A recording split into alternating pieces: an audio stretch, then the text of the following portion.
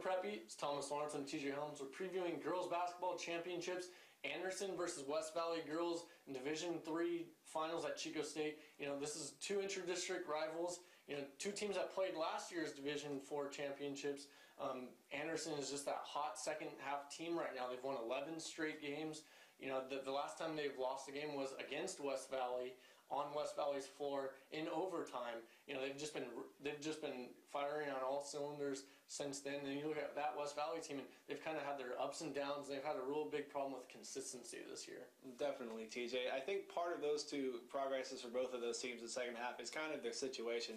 When I look at Anderson, they're in a slightly weaker NAL this year that doesn't include West Valley, and being in that schedule and running through league with a perfect run in the NAL allow those younger players to kind of flourish and gather around Anderson's veterans who have been there. They got that confidence up for the playoffs. West Valley kind of battered and bruised in the Sac River League, full of Division III teams, just like their volleyball team was before they moved on to sections. And, that's really, I think, kind of helped them learn to move through those tough times. And, in the playoffs so far, they've won the games they were supposed to, and they went on the road to UPrep, went on the road to top-ranked Sutter and got it done. And so I think it's just, those two past at the end of the season, it's just a matter of where both teams have had to play.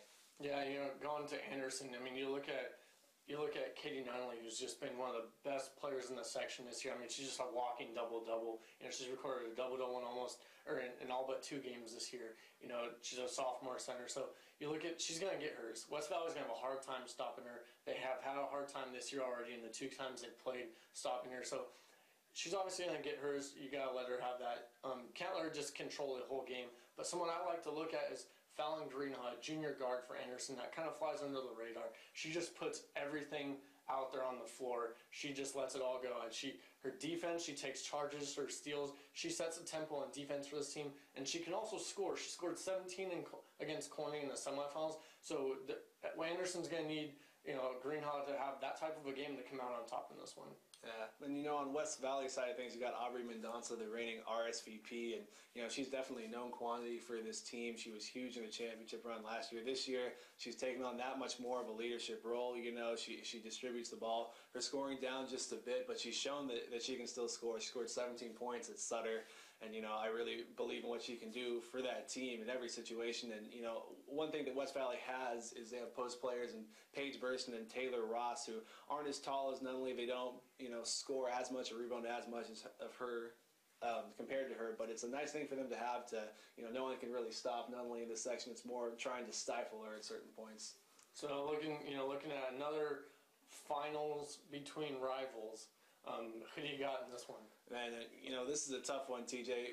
When we do our finals predictions, this is one of those I kept thinking about instead of making a quick choice because the teams have just been so evenly matched the last couple of years. But overall, I have to go with the reigning champion, West Valley. They've been even more battle-tested this year with their league schedule. They've known what it's like to just have more losses and tough losses, and they've come out the other side. They beat number 1 Sutter, and I really believe in what Mendonça will do in terms of scoring the ball, getting to the basket late in the game, getting the free throws, and making those free throws when she needs to. She did it last year. Now she's a junior, and I think she'll do it again.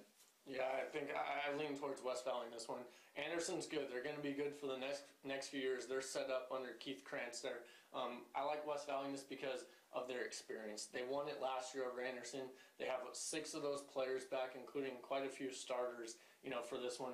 I just like their experience to be able to kind of calm things down a little bit quicker, because in big games like this, the emotions run high. It's a team that can calm down first and get to what they normally do quicker is a team that comes out on top. And that's why I like West Valley, because I think their experience is going to kind of edge Anderson's a little bit quicker and kind of set the tempo the rest of the way. And that's going to do it for this preview edition. Check out preppy.com for everything on recapping this game.